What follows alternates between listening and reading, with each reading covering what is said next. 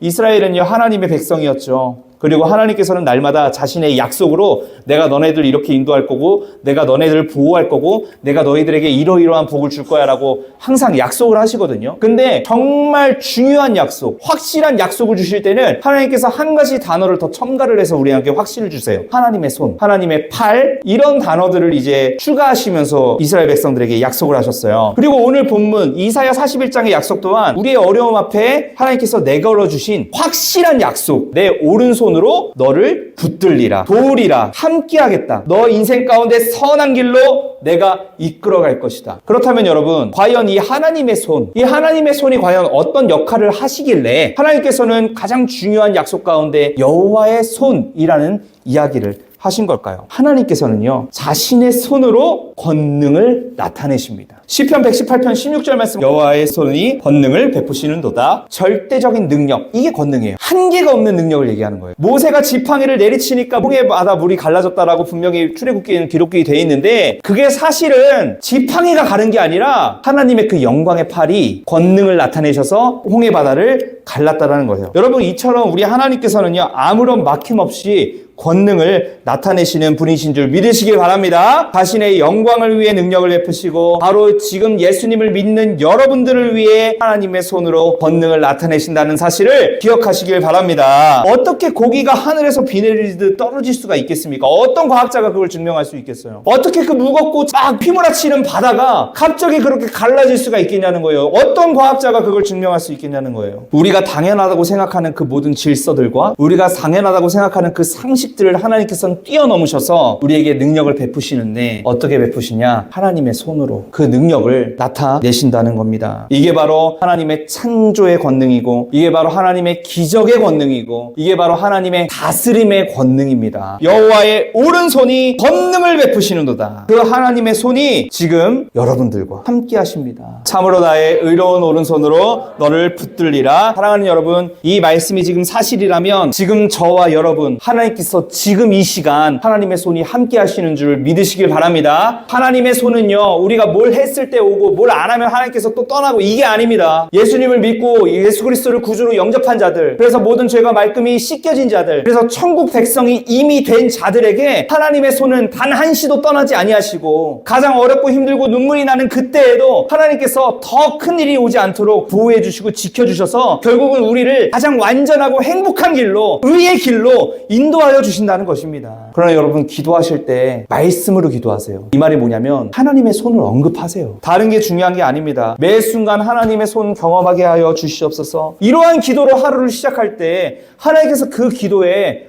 내 손 짧은데? 이러시겠냐고요. 하나님의 크신 손이 지금 여러분들을 인도하십니다. 믿으시면 아멘 하십시오.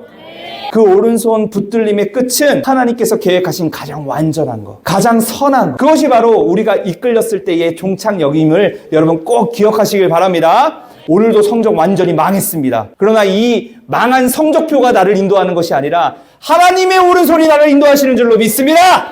이러한 믿음으로 여러분, 이 시험 기간 잘 이겨내시길 바랍니다.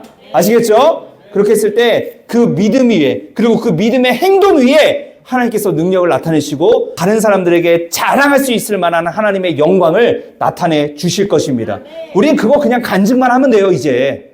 여러분, 그 축복의 주인공들이 되시기를 주님으로 축복합니다.